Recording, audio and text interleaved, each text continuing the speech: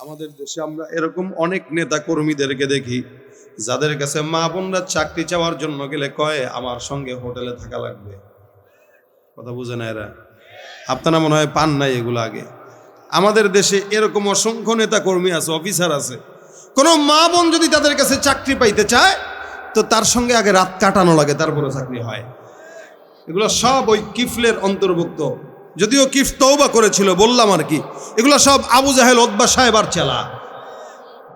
কথা কয় না কেন? রাগ করতেছেন আপনারা? বড় গলায় কয় কথা, রাতারাতি হয় নেতা। বড় গলায় কয় কথা, রাতারাতি হয় নেতা। আকাম কুকাম সব করিয়া গড়ে নেতা আস্তানা। এটা কি স্বাধীনতা নাকি পরাধীনতা? ভাই, যেই স্বাধীনতা মানুষ একটা নারীকে ধর্ষণের শিকার করে, যেই স্বাধীনতা মানুষকে উলঙ্গপনা বেহায়াপনার দিকে নেয়, ওটা কশ্চিন কালেও স্বাধীনতা হতে পারে না। ওটা বেহায়াপনা, লাঞ্ছনা আর অপমানিত ছাড়া কিচ্ছু নয়। আর একদল তাদের পক্ষে দাঁড়ায় গেছে, এরা নিজেদেরকে নারীবাদী মনে করে, নারীবাদী পুরুষ। এরা নারীদেরকে ভোগ করার জন্যই স্বাধীনতার স্লোগান দেয়। শিয়াল যেরকম মুরগির স্বাধীনতা চায়, এই সমস্ত চরিত্রহীন লম্পটগুলো নারীদের স্বাধীনতা চায়। কথা বলেন ঠিক কিনা? নারী স্বাধীনতার নামে এলো কলঙ্কের জোয়ার। নারী স্বাধীনতার নামে এলো কলঙ্কের জোয়ার। একই নারীর অধিকার কখন জানি শেষ হবে এই অশ্লীলতার। ওয়ার্ড কমিশনার থেকে ইউনিয়ন পরিষদে, ক্রমান্বয়ে দেখো রে ভাই একেবারে সংসদে। আছে না নাই? যেমন নাকি ফিলহাল বাংলাদেশের অবস্থা, বাংলাদেশে এখন মানুষের অভাব নাই, কিন্তু সব চতুর্দিকে যা দেখা যায় সবই অমানুষ আর গরু ছাগলে ভরা হয়ে গেছে। কতটুকু ঠিক বললাম জানি না ভাই, আপনাদের মনে হয় ওদিকের জ্যাকে সমস্যা। আল্লাহ যান, ঠিক আছে ঠিক আছে, জান গেছে। বর্তমান সময়ের বাংলাদেশের হালতটা এরকম, এত মানুষ, কে কারে গণবে, কে কারে মানবে? এজন্য যে যারে পাইতেছে মারতেছে, ধরতেছে, খাইতেছে, ঠকাইতেছে, গুলি করতেছে, এরে মারতেছে, তারে ধরতেছে, এরে ধর্ষণ করতেছে। অথচ বাংলাদেশ সুন্দর একটা দেশ, খালি মানুষগুলা সুন্দর হয়ে গেলে এই দেশের মতো সুন্দর কোনো দেশ নাই। কিন্তু এত পরিমাণে বেহায়া, বেলাজা, বেশরম, বাটপার, সিটার এদেশে ভরে গেছে, গোটা বিশ্বের বুকে এখন বাইরে কোনো দেশে বাংলাদেশি পরিচয় দিতেও আমাদের লজ্জা লাগে। আল্লাহ মাবুদ জানে দিন যত যায় সামনে এটা আরো বাড়বে। দিন যত যায় হয়তো সামনে বাড়বে, কিন্তু আমরা দোয়া করি আল্লাহ যেন মানুষগুলোকে সুন্দর বানায় দেয়, মানুষগুলোর আচরণ যেন সুন্দর করে দেয়। এজন্য আল্লাহ বলেন কিছু কিছু মানুষ, এরা মানুষের মতো দেখলেও এরা মানুষ না। দেখা যায় মানুষের মতো কিন্তু মানুষ না। গরুর যেরকম চোখ আছে ওরও চোখ আছে, ও কথা বলতে পারে আর এ পারে না। পার্থক্য এতটুকুই, হাইওয়ানে নাতেক আর একটা গায়ে হাইওয়ানে গায়ে নাতে। তো কেউ কথা বলতে পারে, কেউ পারে না। কিন্তু আল্লাহ বলেন লাহুম কুলুবুল লা ইয়াফকাহুনা বিহা ওয়া লাহুম আ'য়ুনুন লা ইউবসিরুনা বিহা ওয়া লাহুম আযানুন লা ইয়াসমাউনা বিহা উলাইকা কাল আনআমি বাল হুম আদাল উলাইকা হুমুল গাফিলুন। চোখ থাকে দেখে না, কান থাকে শুনে না, কলব থাকে বুঝে না। এদের সবার হালত হায়াওয়ান আর জানোয়ার আর কুকুরের মতো, বরং তার চাইতেও নিকৃষ্ট। হায়াওয়ান জানোয়ারের চাইতে নিকৃষ্ট যেই প্রাণী, যেই জাতি, ওই জাতির কাছে আল্লাহ পাক রব্বুল আলামিনের 4 আনার কোনো দাম নাই। কি বলেন ঠিক না? আল্লাহ যেন আমাদের মানুষের মতো মানুষ বানায় দেয়, বলেন আমিন। ভাইরা আমার, এই জন্য আল্লাহ পাক বলেন তোমাদেরকে শয়তান ওয়াসওয়াসা দেওয়ার জন্য চতুর্দিক থেকে ঘেরাও করে রেখেছে এবং রাখবে। শয়তানের উদ্দেশ্যই হলো কিভাবে বান্দাকে পথভ্রষ্ট করা যায়, এটাই শয়তানের উদ্দেশ্য। এই জন্য আল্লাহর কাছে প্রতিজ্ঞাবদ্ধ হয়েছে, ক্বালা ফাবিইজ্জাতিকা লাউগওয়িয়ান্নাহুম আজমাইন। আল্লাহ তোমার জাতের কসম করে বলতেছ, তোমার জাতের কসম করে বলতেছ, আল্লাহ এইগুলো যতগুলা বান্দা আছে এদেরকে আমি পথভ্রষ্ট করব, তবে সবাইকে পারবো না। ইল্লা ইবাদাকা মিনহুমুল মুখলাসিন, তোমার বান্দাদের ভিতরে কিছু মুখলিস থাকবে, সালেহিন থাকবে, জাকিরিন থাকবে, আশিকিন থাকবে, আল্লাহওয়ালা বুজুর্গ থাকবে, ওদেরকে পারবো না। এছাড়া যতগুলো আছে যে কোনো না যে কোনো ইস্যুতে এদের ইমানকে হরণ করেই ছাড়বো। হয় সেটা রাজনৈতিক ইস্যু, সামনে নির্বাচন, এই এক ইস্যুতে কত মানুষের ইমান যে চলে যাবে এরা নিজেরাও জানে না। ইমান চলে যাবে, এক ইস্যুতে ইমান থাকবে না। কেন? বলে আল্লাহর চাইতে দলের লিডাররে আসমানে উঠায় রাখবে বেশি, আল্লাহর চাইতে নবীকে মানে নেতার চেয়ে নবীকে বেশি সম্মান দিবে, এই যোগ্যতাটাও তার নাই। যার কারণে নবীর বিরুদ্ধে কথা বললে তার গায়ে না লাগলেও নেতার বিরুদ্ধে কথা বললে গায়ে লেগে যায়। আল্লাহর বিরুদ্ধে কথা বললে গায়ে না লাগলেও নেতার বিরুদ্ধে বললে গায়ে লেগে যায়। নির্বাচন আসে তো আল্লাহর চাইতে দলের নেতাকে বেশি তেল মারা শুরু করে, ইমান চলে যায়। 100 টাকা দিয়ে বিক্রি হয়ে যায়, 500 টাকা দিয়ে বিক্রি হয়ে যায়। কখনো 100-500 লাগে না, 1 কাপ চা দিলেই হয়।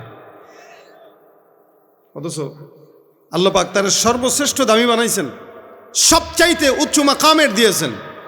এত উচ্চ মাকাম দেওয়ার পরেও সে নিজেকে 100 টাকা দিয়ে বিক্রি করতেছে, 1 কাপ চা দিয়ে বিক্রি করতেছে। অথচ তার দাম কি 1 কাপ চা?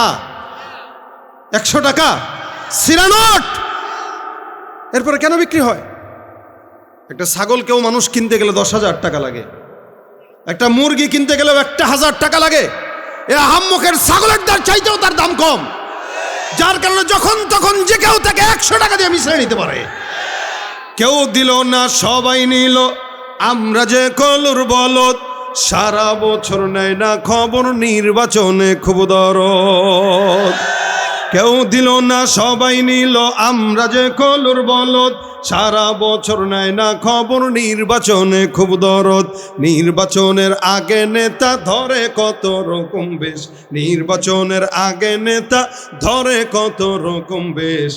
দেখতে দেখতে গোল্লায় গেল আমার সোনার বাংলাদেশ, দেখতে দেখতে গোল্লায় গেল, দেখতে দেখতে গোল্লায় গেল আমার সোনার বাংলাদেশ। একে একে শেষ করেছি সবার দেখা হইল শেষ, দেখতে দেখতে গোল্লায় গেল আমার সোনার বাংলাদেশ। মুসলমানের দেশটা মোদের আছে খাতা কলমে, দোষের দোষী যে বাজারেই শাস্তি পায় যে আলেমে। মুসলমানের দেশটা মোদের আছে খাতা কলমে, দোষের দোষী যে বাজারেই শাস্তি পায় যে আলেমে। ওরা ইসলাম বেচে ক্ষমতাটা পাকাপোক্ত করে বেশ, আরে ইসলাম বেচে ক্ষমতাটা পাকাপোক্ত করে বেশ। দেখতে দেখতে গোল্লায় গেল আমার সোনার বাংলাদেশ, দেখতে দেখতে গোল্লায় গেল। কথা ঠিক কিনা?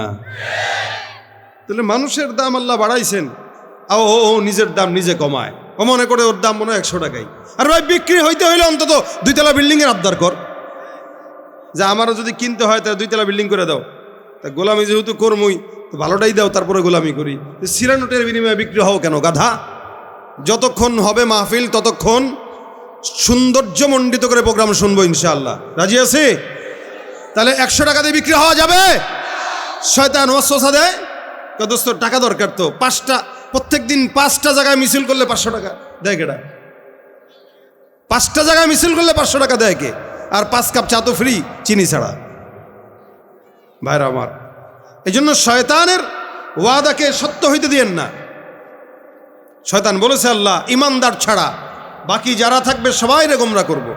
এই জন্য আল্লাহ বলেন শয়তান তোমাদের শত্রু, ওরে 1 সেকেন্ডের জন্য বন্ধু বানানোর কোনো সুযোগ, কোনো প্রকার বন্ধু তাকে ভাবাও যাবে না, বানানোও যাবে না। ইন্নাশ শাইতানা লাকুম আদুউন ফাত্তাখিযুহু আদুওয়া। আল্লাহ পাক বলেন শয়তান মানুষের প্রকাশ্য শত্রু, এটাকে শত্রু মনে করো। কারণ শয়তান শত্রুকে যে শত্রু মনে করে, সে শত্রুর সমস্ত প্রকার ঝামেলা থেকে বিপদ থেকে নিজেরা বাঁচাইতে পারে। শত্রু যখন বান্দা চিনে যায়, শত্রু থেকে নিজেরা কন্ট্রোল করা সহজ। শত্রু যদি না চিনে আর শত্রুকে যদি বন্ধু মনে করে, শত্রুকে যদি কেউ বন্ধু মনে করে বুকে জড়ায় নেয়, শত্রু বুকে জড়ায় একদিকে, পিছন দিয়ে ছুরি মারে আরেকদিকে। শত্রুই, সে কখনো বন্ধু হয় না, যদিও ভিন্ন সুরতে আসে। শত্রু যদিও ভিন্ন সুরতে আসে, তবুও সে শত্রু, কোনোদিন বন্ধু হতে পারে? ইন্না শাইতানা লাকুম আদু ফাত্তাখিযুহু আদুয়া, এটা বন্ধু মনে করার সুযোগ নেই, শত্রুই মনে করতে হবে। যদি চলো তাহলে মনে করবা যে আমার শত্রুই, ওরে চলতেছি কোনো মতে শত্রুতা মনে করেই চলতেছি, কিন্তু সুযোগ দেওয়া যাবে। এই জন্য আল্লাহ পাক রব্বুল আলামিন বলেন, জমিনের ভিতরে যত বান্দা আছে প্রত্যেকটা বান্দাকে শয়তান যেহেতু ওয়াসওয়াসা দেয়, সুম্মা লাআতিয়ান্নাহুম মিন বাইনি আইদিহিম ওয়া মিন খালফিহিম ওয়া আন আইমানিহিম ওয়া আন শামাইলিহিম ওয়া লা তাজিদু আকসারাহুম শাকিরিন। ডানে আসে, বামে আসে, সামনে আসে, পিছন থেকে শয়তান সব জায়গা থেকে বান্দাকে ধোঁকা দেওয়ার জন্য আসে। আল্লাহ পাক রব্বুল আলামিন বলে, এই কারণে বান্দা শয়তানকে আগে চিনো। খবরদার কোনো শত্রুকে বন্ধু মনে করবা না, বন্ধুকে শত্রু মনে করবা না। এই জমিনের ভিতরে সবচাইতে বান্দার সবচেয়ে কাছের বন্ধুকে আল্লাহ, আর সবচাইতে শত্রু বড়টাকে শয়তান। কিন্তু মুশকিল হলো বর্তমান সময়ে আমরা শয়তানকে কাছের বন্ধু বানাইয়া আল্লাহকে সবচাইতে বড় দূরের শত্রু বানায় নিছি। আল্লাহকে এখন বন্ধু কেউ মনে করতে চায় না, আর শয়তানকে কেউ শত্রুই মনে করতে চায় না। জামানার ভিতরে এখন হাল জামানা অনেক খারাপ, শেষ জামানায় চলে আসছি। এই জামানায় বান্দা যত সামনের দিকে আগাবে তত গুনাহের দিকে আগাবে। এখানে এমন কোনো বান্দা নাই যে বান্দাটা বলবেন যে আমার জীবনে কোনো গুনাহ নাই। আমিও যেমন গুনাহ করেছি আপনাদেরও গুনাহ আছে না নাই? যত বড় মানুষ তত বড় গুনাহ, যত বড় বুজুর্গ, শয়তান তার পিছনে তত বেশি ছুটতে চায়। কেন জানেন? এই এলাকার ভিতরে সেই বাসার ভিতরে চুরি হয় যেই বাসায় স্বর্ণ থাকে। বড়ই গাছে ওই জায়গায় মানুষ ঢিল দেয় যেই গাছের মধ্যে বড়ই থাকে। ঠিক তেমনইভাবে ওই ইমানদারের কলবে শয়তান নাড়া দেয় যেই কলবে ইমানের নূর থাকে। ইমানের নূর নাই তো শয়তানের কাজ কি? ইমানের নূর আছে তো শয়তান ওই জায়গায় যায়, বেশি বেশি খোঁচা দেয়, বেশি বেশি আঘাত দেওয়ার চেষ্টা করে, কারণ জানে এর ভিতরে যে ইমান আছে এটা যদি একবার চুরি করতে পারি তাহলে কামিয়াব আর কিছু দরকার নেই। এই জন্য আল্লাহ পাক রব্বুল আলামিন বলেন, জামানা যত সামনের দিকে আগাবে অধিকাংশ মানুষ জান্নাতি হবে না, জাহান্নামী হবে। জামানা যত পিছনের দিকে যায় মানুষ তত ভালো ছিল। আমাদের মুরব্বীরা একটা কথা বলেন, যায় দিন ভালো আসে দিন খারাপ। আজ থেকে 30-40 বছর আগের কথা যদি বলি, মানুষ যেই গুনাহ কল্পনাও করে নাই ওই গুনাহটা এখন আমাদের সন্তানরাই করে। এক সময়ের হালত এখনের হালত এক নয়, আগের কালের জিন্দেগি এখনের জিন্দেগি এক নয়। আল্লাহ পাক রব্বুল আলামিনের হাবিবদের 1000 বছর হয়ে গেল বিদায় হয়েছেন। যেই ব্যক্তি আমার নবীর জামানার যত নিকটে ওই ব্যক্তি আল্লাহর জান্নাতের নিকটে, আর যেই ব্যক্তি আল্লাহর নবীর থেকে যত দূরে ওই ব্যক্তি জান্নাত থেকে তত দূরে।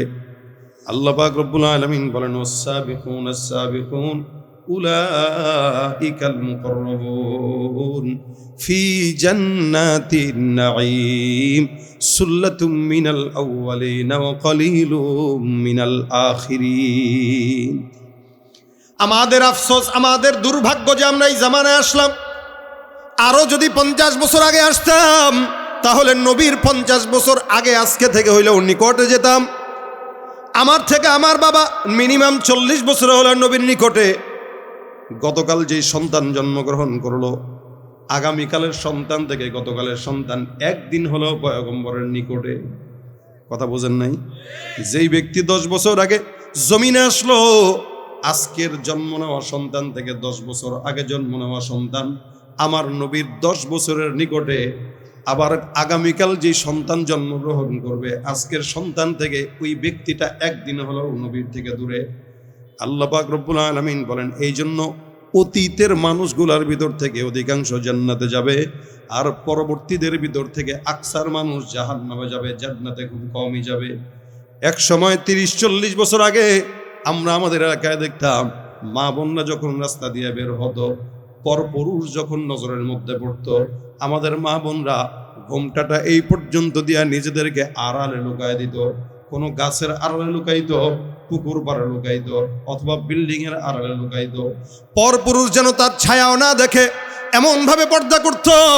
রিকশায় যদি চড়তো সামনে আবার একটা পর্দা আলাদা, এমন ভাবে আমাদের মা খালাদেরকে আমরা পর্দা করতে দেখতাম।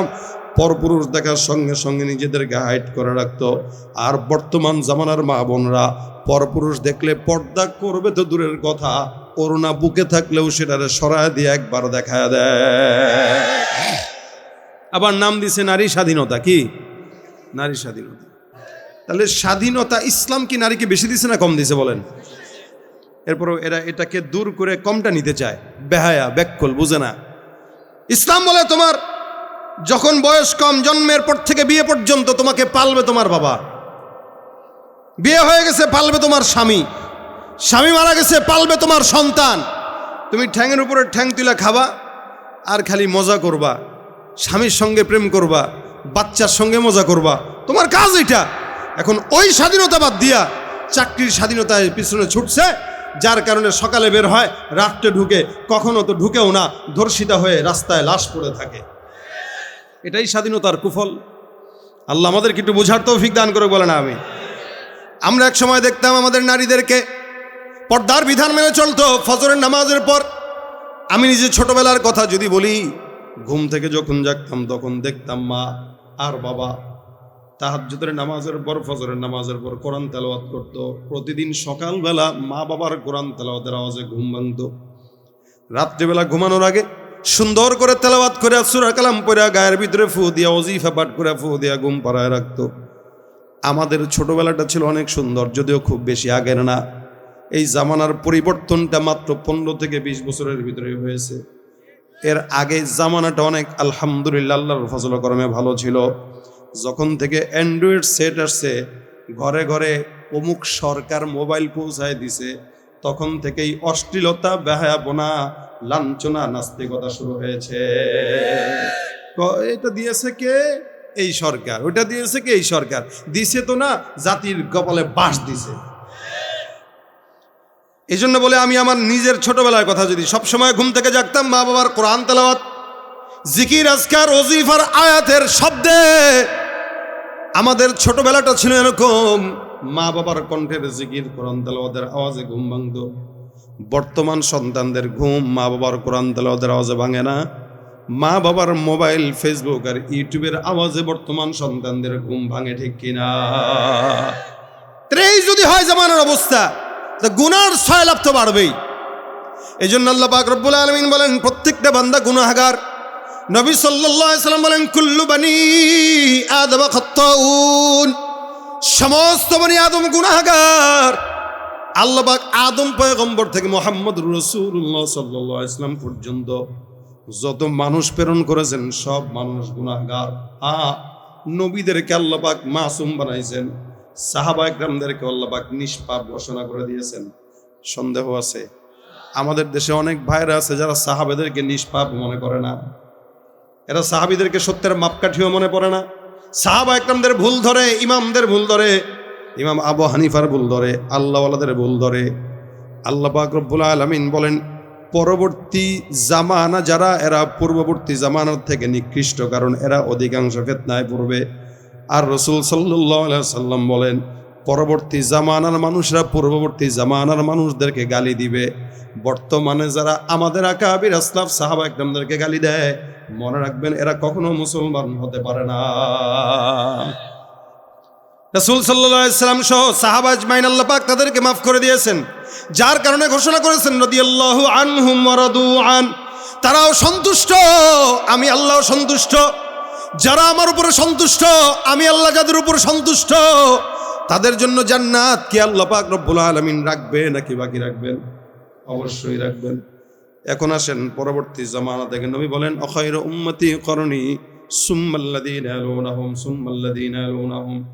3 জামানার মানুষ ভালো, এরপরের জামানা থেকে এখন পর্যন্ত যত মানুষ সমাজের মধ্যে আসবে, এরা অধিকাংশ যত জামানা সামনের দিকে যাবে তত জাহান্নামের দিকে আগাবে। কিন্তু টেনশনের কারণ নাই।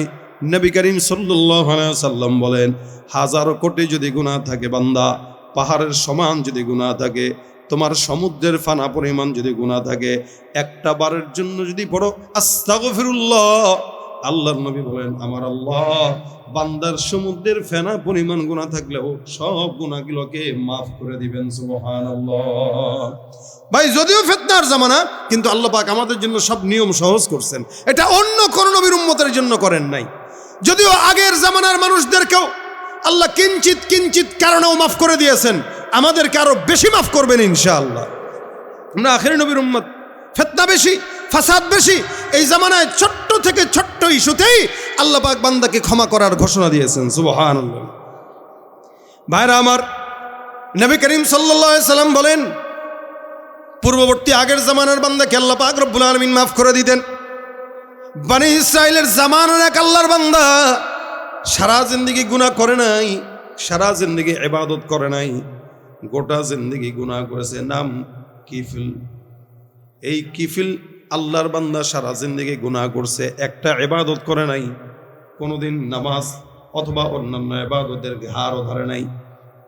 আল্লাহর বান্দা সমাজে এমন কোনো অন্যায় নাই যেটা করতো না, এমন কোনো জুলুম নাই যেটা করতো না। মানুষ অতিষ্ঠ হয়েছিল তার কারণে, অত্যাচার, নিপীড়ন, জুলুম, অন্যায়, গুনাহ, জেনা, ব্যভিচার সব এই আল্লাহর বান্দা একজন করত। নবী সাল্লাল্লাহু আলাইহি সাল্লাম বলেন, এ আল্লাহর বান্দাটা একদিন তার কাছে তার পার্শ্ববর্তী একটা মেয়ে ঋণের জন্য আসলো। সে তাকে ডাক দিয়া বলে, আমি তোমাকে ধার দেব, তবে 60 দিনারের বিনিময়ে 60টা দিনার আমি তোমাকে দিব। তো কিফ বলতেছে, তোমাকে 60 দিনার দিব, শর্ত হইল আমার সঙ্গে রাতে থাকবা, তার মানে জেনা ব্যভিচার করবা।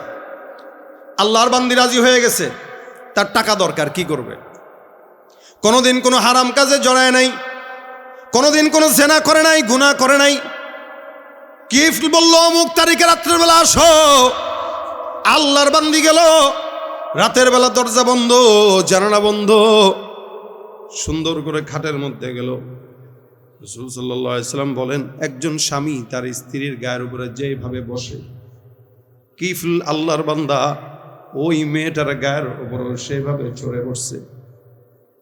আল্লাহর বান্দা মাত্র চড়ে বসলো, হঠাৎ করে তাকায় দেখে এই আল্লাহর বান্দিটা হাউমাউ করে কাঁপতেছে আর কান্নাকাটি করতেছে। ডাক দিয়া বলে, ব্যাপার কি? কেন কান্নাকাটি করো, কেন কাঁপাকাপি করো? তোমার সঙ্গে তো খারাপ কোনো ব্যবহার করা হয় নাই, ধমক দেওয়া হয় নাই, মায়েরও দেওয়া হয় নাই, কেন কান্নাকাটি করো? যুবতী ডাক দিয়া বলে, কিফিল আমার ভয় লাগতেছে। কিফিল ডাক দিয়া বলে, কিসের ভয়? দরজাও বন্ধ, জানালাও বন্ধ, কেউ দেখে না। আল্লাহর বান্দি কাঁপতে কাঁপতে গলা স্বর কাঁপাকাঁপি করে বলতেছে, শোনো, দরজা বন্ধ, জানালাও বন্ধ, জমিনের কোনো মানুষ দেখে না, আমি তো তাকায় রইছি, আমার কাছে মনে হয় আসমানের মালিক আমার দিকে তাকায় আছে। আল্লাহ পাক রব্বুল আলামিন আমাকে দেখে। নবী সাল্লাল্লাহু আলাইহি সাল্লাম বলেন, যে কোনো কাজ, যে কোনো আমল এমন ভাবে করো, আনতা আবুদাল্লাহ কান্নাকা তারাহ, এমন ভাবে ইবাদত করো যেন তুমি তোমার মাওলারে দেখো। আর যদি তোমার হালতটা এরকম না হয়, ফাইল্লাম তাকুন তারাহু ফাইন্নাহু ইয়ারাক, এমন ভাবে ইবাদত করো তুমি তোমার মাওলারে দেখার যোগ্যতা না থাকলেও আসমানের মালিক তোমার দিকে তাকায় আছে। আমি আল্লাহকে না দেখলেও আল্লাহ তো আমাকে দেখে। এ যুবক ভাই, খাটের ভিতরে আমি শুয়ে রয়েছি, তুমি আমার পিঠের উপরে চেড়ে বসছি। এই জায়গায় জানালাও বন্ধ, দরজাও বন্ধ, জমিনের কোনো বান্দা দেখে না। আমি তো মনে হইতেছে আমার মাওলা আমার দিকে তাকায় আছে, আমি আমার মাওলাকে দেখতেছি। দয়া করে তোমার কাছে হাত জোর করে বলি, আমি আমার অভাবের তাড়নায় আজকে এই রাস্তায় আসছি। কোনোদিন জিন্দেগিতে এরকম গুনাহের গর্হিত কাজ আমি আমার জীবনে করি নাই। আল্লাহর বান্দি যখন কিফিলকে বলল, আসমান থেকে আমি দেখলাম আমার মাওলা দেখে, হঠাৎ করে কিফিলের ভিতরে এমন একটা প্রকম্পন তৈরি হয়ে গেছে। কিফিল হঠাৎ করে খাটের থেকে লাফ দেয়া নিচে পড়লো, আর ডাক দেয়া বলে, যুবতী, আমি এতদিন পর্যন্ত মাওলার ভয় কি জিনিস বুঝতাম না। এই কথা বলার পর আমি এমন একজনের ভয় দিলের ভিতরে অনুভব করলাম, যাকে আমি আমার চোখে দেখি না, কিন্তু তার ভয় আমার দিলের ভিতরে আল্লাহ বসায় দিছে। ধরা দিয়েও দাও না ধরা,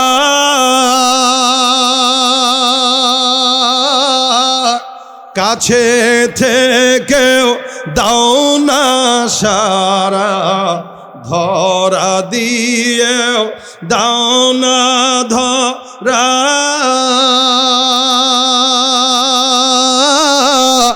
কাছে থেকেও দাও না সারা। ভয় রাখবো কার? মহব্বত রাখবো কার? আল্লাহর বান্দা সারা জিন্দগি কোনো ইবাদত করে নাই, জিকির করে নাই, গুনাহ করছে, মানুষকে ঠকাইছে, অত্যাচার করেছে, জুলুম করেছে। এক আল্লাহর বান্দি ডাক দেয়া কয়, কেউ না দেখলেও দেখেন তো আল্লাহ। হঠাৎ করে খাটের থেকে লাফ দিয়া নিচে নেমে গেছে। ডাক দিয়া বলে, আল্লাহর কসম, সত্যি করে বলো, জিন্দিগিতে এমন কোন গুনাহের কাজ কি তুমি এর আগে আর করো নাই? বলে, না আল্লাহর কসম করে বলছি করি নাই। যদি তুমি জিন্দিগিতে এমন গুনাহের কাজ কোনোদিন না করো, আমি আল্লাহর শান্তি, আল্লাহর সন্তুষ্টির জন্য বললাম, এই যে 60 দিনার টাকা আমি তোমাকে দান করলাম, এই টাকাটা আমি আল্লাহর হস্তে তোমাকে করজে হাসানা নয় দান করে দিলাম। যাও আমার আল্লাহর কাছে দোয়া করবা, আল্লাহ পাক যেন আমার কলবের ভিতরে মাওলার ভয় স্থায়ী করে দেয়। এটা যা দিলাম এটা তোমাকে এমনিই দিয়ে দিলাম, তুমি নিয়ে যাও, তবে তুমি আমাকে যে সবক শেখাইছো এটা যেন আমার কলবে থাকে, একটু দোয়া করো। মেয়েটা চলে গেছে। আল্লাহ পাক রব্বুল আলামিন এই বান্দা কিছুদিন পর হঠাৎ করে জমিন থেকে বিদায়। এলাকার মানুষ সন্তুষ্ট, কেউ জানাজার নামাজ পড়ার জন্য আসে না। সবাই একজন আরেকজনের ডাক দেয়া কয়, আরে কার জানাজা বলবি? কিফিলের জানাজা, ও মরছে ভালো হয়েছে। এত বড় জালেম, ও মরছে ভালো হয়েছে, কেউ জানাজার নামাজ পড়েই না। সারা রাত চলে গেল, জানাজার নামাজের কোনো খবর নাই। মা পেরেশানিতে, আল্লাহ আমার সন্তান এমন গুনাহগার, এই গুনাহগার বান্দার জানাজার নামাজ তো কেউ পড়ার জন্য আসে না। আল্লাহ কি হয়ে গেল এটা? সবাই খুশি, সবাই সন্তুষ্ট। মনে রাখবেন, এই জন্য নিজের জিন্দিগিটাকে আমলের সাজ দিয়ে সুন্দর করে সাজায় নেন। তাহলে সমাজে কোনো মানুষ যদি মারা যায়, এলাকার মানুষ সবাই আপনার জন্য দোয়া করবে, কানবে।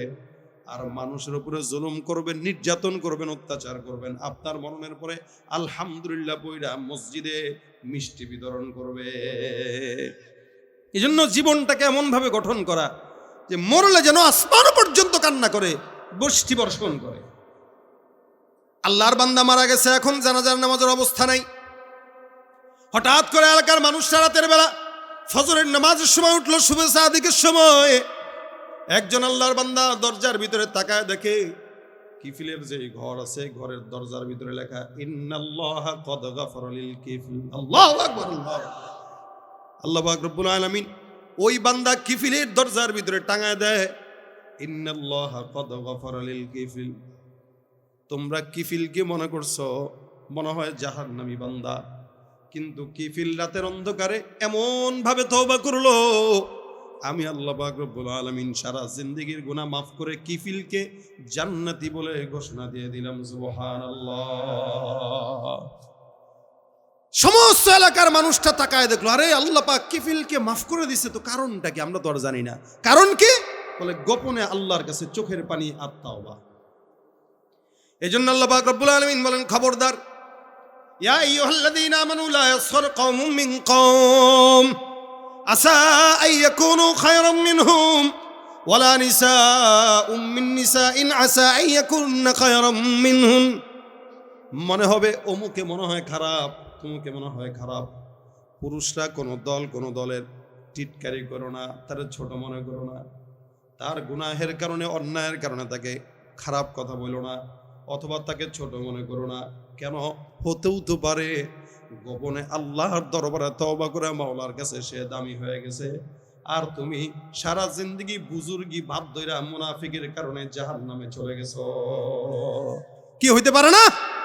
এজন্য কোন নারীকে, কোন পুরুষকে, কোন দলকে ছোট মনে করার কোনো সুযোগ নাই। কারণ দিনের আলোতে একরকম চরিত্র, রাতের আধারে আরেক রকম চরিত্র থাকতে পারে। দিনের আলোতে পাগড়ি জুব্বা থাকে, রাতের আধারে কম্বলের নিচে গুনাহ করে। আবার দিনের আলোতে হয়তো জুব্বা পাগড়ি পরে না, কিন্তু রাতের আধারে মাওলার কাছে তওবায় পুরো থাকে। এই জন্য বান্দার গোপন তওবা আল্লাহ পাকের কাছে অনেক বেশি পছন্দের। আল্লাহ পাক রব্বুল আলামিন বলেন, তুবু ইলাল্লাহি জামিআ আইয়ুহাল মুমিনুনা লাআল্লাকুম তুফলিহুন। এই বান্দার মুমিন, সবাই মিলে সকল অপরাধ থেকে মাওলার কাছে ক্ষমা চাও। যদি জমিনের ভিতরে সফল হতে চাও, আখিরাতে সফল হতে চাও, সব বান্দারা মিলে আল্লাহর দরবারে তওবা করো, নিজের গুনাহ থেকে আল্লাহর দরবারে মাফ চাও। কারণ আল্লাহর দরবারে বনি ইসরাইলের বান্দারাও মাফ চাওয়ার কারণে আল্লাহ মাফ করছেন। 99টা খুন করার পর আল্লাহর বান্দা তওবার নিয়ত করার কারণে আল্লাহ পাক তারে মাফ করে জান্নাতি দিয়ে দিছে।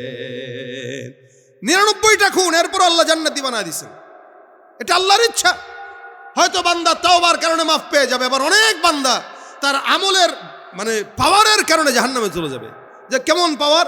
যে আমি আমল করি, তুই আমার কাছে তুই ঘেসতে পারবি বেটা? তুই নামাজ কালাম পড়স না, তোর রোজা বন্দিগি নাই, আল্লাহ খোদার নাম নাই, আর আমি বেটা 24 ঘন্টা ইবাদত করি, জিকির আজকার করি। আল্লাহ কয় তোর এই জিকিরের এক বিন্দু দাম নাই। কিন্তু ওই বান্দা সারা জিন্দেগি ইবাদত করে নাই, কিন্তু আল্লাহর রহমত চাইছে, আমি আল্লাহ তারে মাফ করে দিচ্ছি। হযরত আবু হুরায়রা রাদিয়াল্লাহু তাআলা আনহু থেকে বর্ণিত, উনি বলেন নবী করিম সাল্লাল্লাহু আলাইহি ওয়াসাল্লাম বর্ণনা করেছেন, বহু আগের জামানায় দুইজন আল্লাহর বান্দা, একজন ইমানদার আর একজন বেঈমান। একজন ইমানদার, একজন বেঈমান। ইমানদার বান্দা সারা জিন্দেগি ইবাদত করলো, বেঈমান বান্দা সারা জিন্দেগি ইবাদত বন্দেগি করে নাই। ঘুষ, সুদ, দুর্নীতি, চুরি যা আছে সব করছে। ইমানদার বান্দা তারে বলে ভাই ইবাদত করো, আল্লাহকে ডাকো, আল্লাহকে মানো। কিন্তু বেঈমান বান্দা শুনে না। একদিন যায়, 2 দিন যায়, 3 দিন যায়, বেঈমানের কণা এক কান দিয়া ঢোকায় আর এক কান দিয়া বের করে। এরকম আছে না নাই? 2 বন্ধু, একজন নামাজ পড়ে আর একজন নামাজ পড়ে না। নামাজি বান্দা 24 ঘন্টা বলে ভাই নামাজ পড়ো, নামাজ পড়ো, নামাজ পড়ো, কিন্তু সে নামাজ পড়ে না, কানে একটা দিয়ে ঢোকে আর একটা দিয়ে বের করে। আল্লাহর বান্দা বলেন এমন করে করে একদিন চলে গেল, অনেক দিন চলে গেল। হঠাৎ করে একদিন ইমানদার বান্দা বেঈমানকে বলতেছে, কিরে তুই নামাজ কি পড়বি না? আল্লাহর পথে কি চলবি না? বেঈমান কয় তুই তোর আল্লাহরে নিয়ে থাক, আমি আমার মতো আমারে থাকতে দে। বারবার যখন বলতেছে, বলার সুরত হয়তো ভালো হয় নাই, তো ইমানদার বলতেছে তুই যে বেঈমান, তোর কপাল আর হেদায়েত নেই, তুই জাহান্নামী। বাস ফতোয়া একটা দিয়ে দিস। অনেক মানুষ এসে কথায় কথায় কাউকে জাহান্নামে পাঠায় দেয়, আবার কথায় কথায় কাউরে কাফেরও ফতোয়া দিয়ে দেয়, আছে না? হ্যাঁ, নিজে অনেক বড় ইমানদার, এ কারণে আশেপাশে যারা দেখে তারা কাফের মনে করে, যারা দেখে তারা বাতিল মনে করে। সে নিজে একা হকের উপরে আছে। এনে কইতেছে এই তোর কপালে হেদায়েত নেই, তুই জাহান্নামী, তুই জাহান্নামে যাবি। সারা জিন্দেগি ইবাদত করছে না, ইবাদতের তো একটা পাওয়ার আছে, পাওয়ারে বলে দিছে আর কি। কিন্তু এই বেচারা তো কোনোদিন ইবাদত করে নাই, বন্দেগী করে নাই। হ্যাঁ ঠিক আছে যা, আমি জাহান্নামে যাবো কি না যাবো ওইটা আমার আল্লাহ বুঝবে, তোর ফতোয়া দেওয়া দরকার নেই, তুই ভাগ। আবু হুরায়রা বলেন আল্লাহ রাসূল সাল্লাল্লাহু আলাইহি ওয়াসাল্লাম বলেন এই দুইজনের ইন্তেকাল হয়ে গেল। একজন আল্লাহর বান্দা জান্নাতি, আর একজন আল্লাহর বান্দা জাহান্নামী। দুনিয়ার হাইসিয়ত আর কি, বাহ্যিকভাবে। কারণ এই ইমানদারে তো জান্নাতেই যাবে, এই বেঈমানে তো জাহান্নামেই যাবে। আল্লাহ পাক রব্বুল আলামিন হিসাব নিকাশ দাঁড় করায় দিলেন। ইমানদার বান্দা দাঁড়ানো, আমার আল্লাহ ডাক দিয়া বলে কি ব্যাপার, হিসাব দাও। বলে আল্লাহ আমার তো আমল আছে।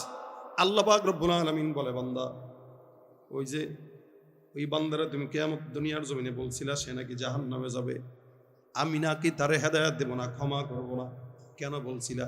আল্লাহ ও তো সারা জিন্দেগি তোমার গোলামি করে নাই, এই রাগের ঠেলায় বলছিলাম যে আল্লাহ তোরে জান্নাত দিবে না। এই কথা বলার কারণে তুমি এটাই বুঝাইলা যে আমার দয়া কম। তা আমি যারে চাই তারে হেদায়েত দেই, যারে চাই তারে দেই না, যারে চাই তারে জান্নাত দেই, যারে চাই তারে দেই না। তুমি যদি বলো যে তুই জান্নাত পাবি না, তার মানে জান্নাতের মালিক আমি না, জান্নাতের মালিক তুমি। কি কথা ঠিক না?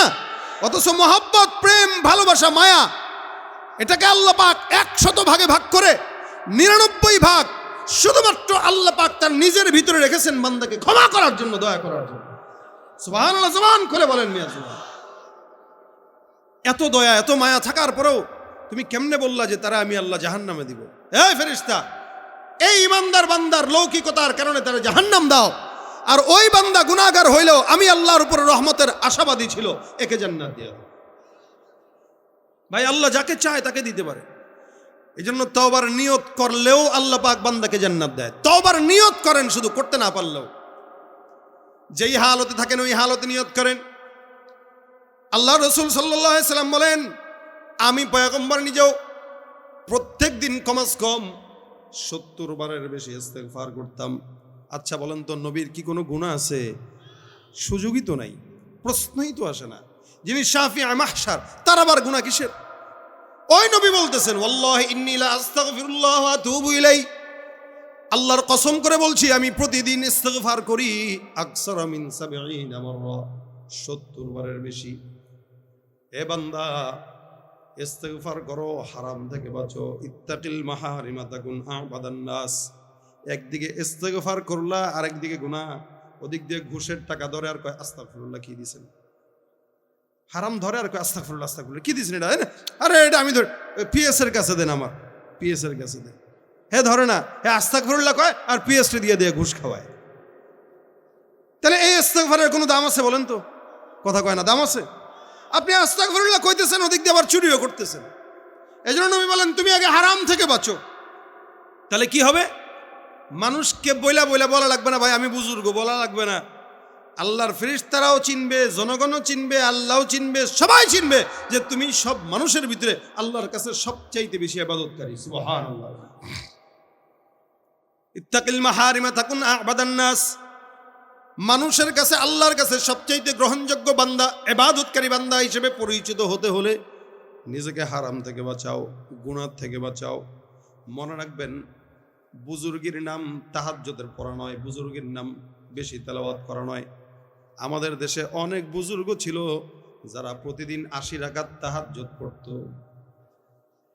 কি বলেন? প্রতিদিন 80 রাকাত তাহাজ্জুদ পড়তো, কিন্তু বুজুর্গ জনগণের টাকা এত আমানত রাখছে যে নিজের কাছে রাখে নাই, দেশের বাইরে পাঠাই দিছে।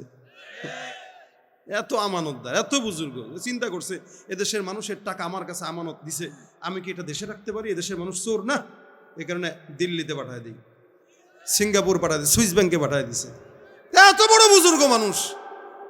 আপনারা খারাপ মিয়া, আপনারা থাকতে দেন নাই এদেরকে। এই বুজুর্গদেরকে থাকতে দিলে তো ভালো হইতো না? 80 রাকাত তাহাজ্জুদ পরে ঘুম থেকে উঠলেই কোরআন দেখে, ঘুম থেকে উঠলে এই দেখে সেই দেখে, কত বুজুর্গ। এটার নাম বুজুর্গি না। তাহাজ্জুদের নাম বুজুর্গি না, তেলাওয়াতের নাম বুজুর্গি না। বুজুর্গ সে যে নিজেকে ছোট থেকে ছোট হারাম থেকে বাঁচায় রাখে, যে নিজেরা গুনাহ থেকে বাঁচায়, সবচেয়ে বড় বুজুর্গ সে। ইত্তাকিল মাহারিম, হারামকে ভয় করেন, হারাম থেকে বেঁচে থাকেন। ছোট থেকে ছোট গুনাহ হোক করব না, আর ছোট থেকে ছোট নেক হোক ছাড়বো। এটা হবে আমাদের স্লোগান।